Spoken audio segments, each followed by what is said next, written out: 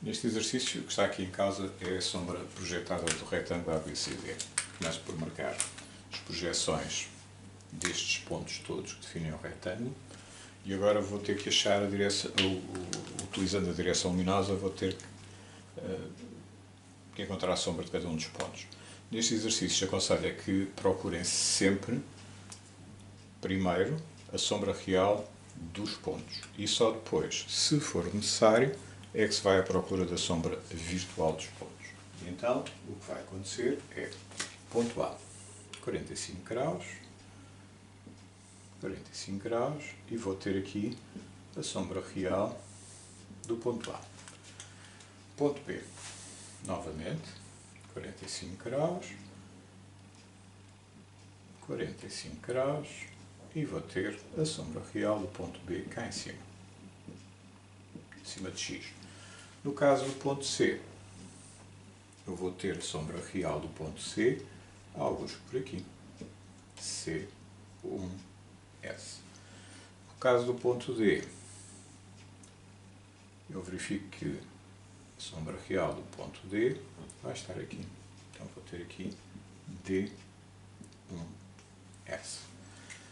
Pergunta-se, então como é que eu fiz a sombra real de cada um dos pontos?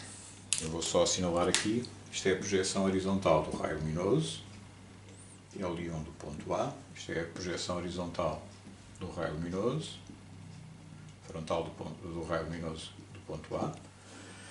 E agora, a primeira das projeções a cruzar X vai-me dar a indicação sobre em qual das projeções é que vai ficar a sombra do ponto. E eu, se fizer isto, verifico que isto tem que acontecer. Por isso, 45 graus com X, 45 graus com X, a primeira projeção a cortar, que neste caso é horizontal, subo e dá a projeção frontal sobre a projeção frontal do raio luminoso. Agora, as sombras reais eu posso uni-las diretamente, ou seja, eu posso unir a sombra real do ponto A com a sombra real do ponto B, porque estão as duas sombras acima de X. Mas no caso do ponto B e do ponto C, eu não posso unir diretamente, eu vou ter que encontrar a sombra virtual de um destes pontos. Eu vou encontrar a sombra virtual, por exemplo, do ponto B.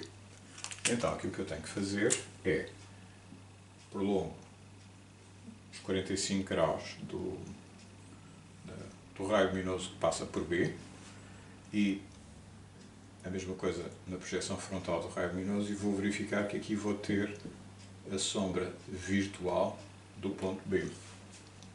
Se eu unir a sombra virtual do ponto B com a sombra real do ponto C, eu vou ter em X um ponto de quebra. Isto permite-me saber que da sombra real do ponto C até ao ponto de quebra, eu tenho a sombra real do segmento BC e, de seguida, só tenho que unir o ponto de quebra com a sombra real do ponto B. E acabei de encontrar a sombra projetada do segmento BC. Agora vou ter que fazer um exercício idêntico em relação ao ponto A e ao ponto D. Porquê? Porque eu tenho a sombra real do ponto A acima de X e a sombra real do ponto D abaixo de X. Não posso fazer uma união direta. Isto implica que eu vou ter que encontrar, por exemplo, a sombra virtual do ponto A. Então, aqui vou ter A virtual 1. O que eu tenho que fazer a seguir será unir a sombra virtual do ponto A com a sombra real do ponto D e vou ter um segundo ponto de quebra, que é a linha. Do ponto D até ao ponto Q, linha, eu sei que a sombra do segmento é real. Do que a linha já posso mudar a direção da sombra em direção ao A2S.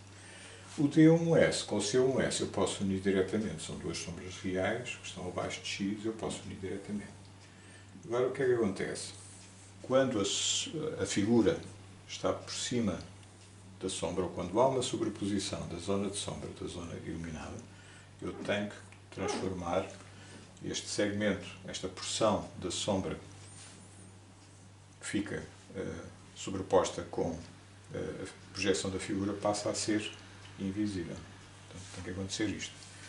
A seguir é só, utilizando abaixo de X a perpendicular à direção luminosa para fazer o sombreamento da minha superfície de sombra, e acima de X